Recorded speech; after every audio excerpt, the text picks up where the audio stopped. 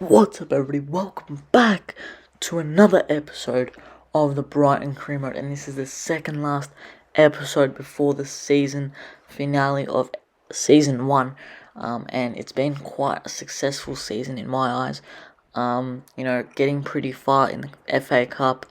Right now, currently we're in 8th position, and we're gonna get through matches likes of Brentford, Arsenal, Burnley, City, and Bournemouth. So very, very big and packed episode to come up. So make sure you hit that like button, subscribe at the bell, so you guys are up to date, and hopefully you guys can stay around and see how things would go in the following seasons. But one thing before we get this episode underway, we're gonna send 2 scout reports, one to Argentina and the other one is gonna head off to the Germany. But we've got Brentford up next, and Brentford, who are currently in 17th position, and we should be, and we are the better team in this one here. But we're gonna have to make a few changes. Jamie Vardy's gonna come up top, but Lewis Dunk is on his rehab back, so he should be back in maybe the starting 11. Not really sure, as the team is doing quite well with Webster and Igor, both performing quite well, and unfortunately, Brentford, who are in the 17th position, and ourselves, Brighton, who are in the 8th position, we unfortunately take a 3-1 defeat at Brentford. So we're going to have to try and get a bounce back win against the mighty Reds, Arsenal. We're going to have to go to London, and we're going to take on Arteta's men, and we're going to see if we will be able to try and, because they are first in the league currently, we'll have to see how things would get on in this match, because it's not going to be a walk in the park, and it's definitely not going to be an easy one for ourselves, because, playing a team who is title contending and compared to us who just need to finish mid-table, so hopefully we can, but, we have had some great results throughout the season at home, beating likes of Liverpool, and I think we bet Spurs, or maybe we bet them away.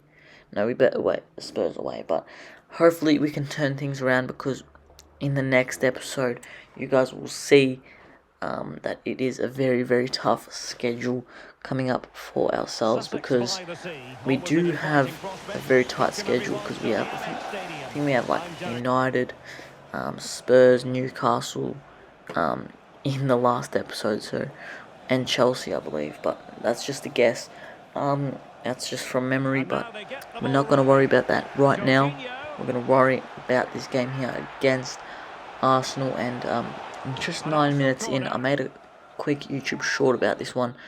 I was going in the attack, and for some reason the ball just launched all the way at the other side of the stadium, and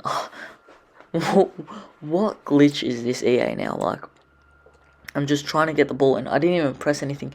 That ball literally went to the bloody moon, and that was gonna be the end of the half. That was the only real highlight of the half I needed to show you guys, because nothing else happened in that first half. But yeah, we tried to get back into the get the lead, and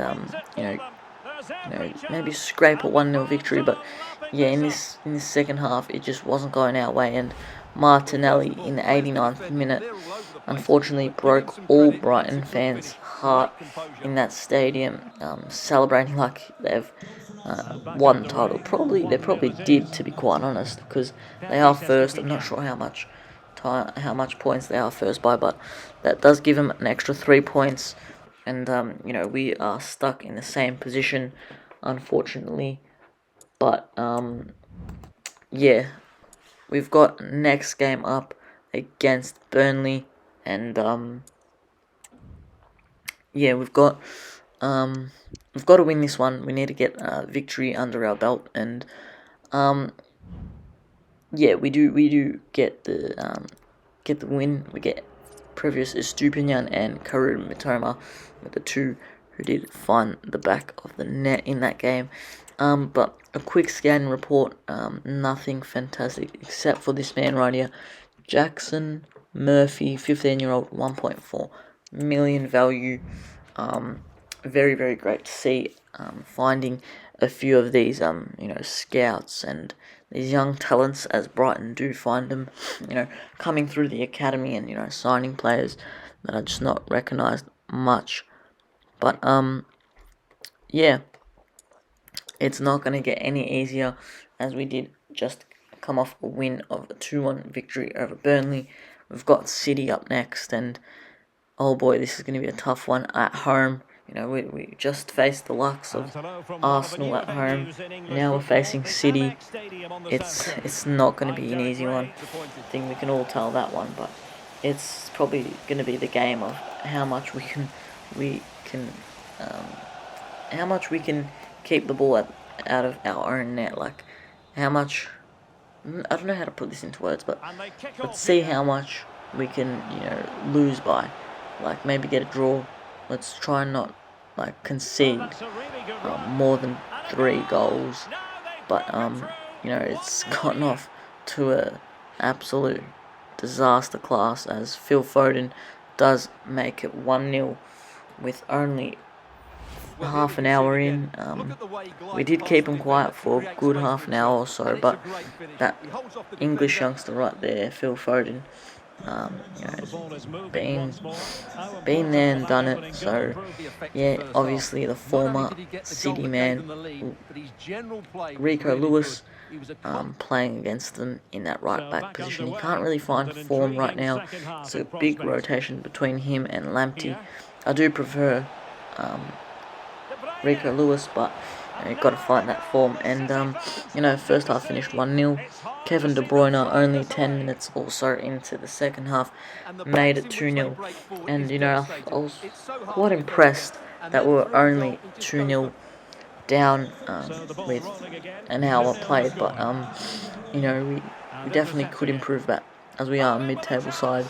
Hopefully next season we can shift this game to becoming maybe a very close one, maybe a draw, looking for a draw. But this time out, with Haaland, De Bruyne, Julian Alvarez, Phil Foden, just countless a number of absolute great players, just tearing us apart, and Edison not allowing us to really have anything to show for. But fortunately enough, we do get one consolation goal, which I just feel like isn't going to be enough. We've got 20 minutes to go. Can he just pick up the ball? Wanted him to pick up the ball. He doesn't. He goes off and celebrates. At the age of 17, 18, you've got to, in the Premier League, you've got to definitely embrace the fact that you are 17, 18-year-old, and celebrating like that is just we'll let him do that. We'd rather him get the ball, but we don't mind that much. We don't care that much. As we weren't ever going to really get back into this one, but Julian Alvarez, who came on as a sub, just City are just too good, Joshua Gvardio there as well, Balde as well. They've just made a few great signings as well, as their recruitment is great. But the full-time whistle, it is 4-1, so I'm not overly disappointed, but we could have done much, much better there. With only 5 games left of the season, we're going to be taking on Bournemouth in this one. We're going to go in with a slightly rotated side, still a side that could take on Bournemouth, but I was very, very shocked to see the result in a 2-1 defeat. So, yeah, we're definitely going to... It's definitely going to go to the final day, because we do need to finish in that, we need to finish mid-table, but I definitely want to finish inside that top 8. So, yeah, but we've got a few scout reports here from Germany first. No one absolutely insane. We are going to sign we'll sign a few of them. We'll sign this man right here. And we'll just sign all 3 of them, see how they are. Off camera, I'll just put them on a development plan, and if they're just not good enough, I'll release them. If they are, then they're here to stay. But, yeah, from Argentina, obviously, we're hoping to have someone good, but, no one really showing out in that, Argentinian scout report. But next up, we've got Aston Villa, Newcastle, Chelsea, and United. So it's not going to be an easy season finale for the first season. But if you guys did enjoy it, make sure you hit that like button and subscribe with the bell, and click on the video on screen right now as YouTube suggests you watch. So thank you guys so much for watching. Take care and peace out.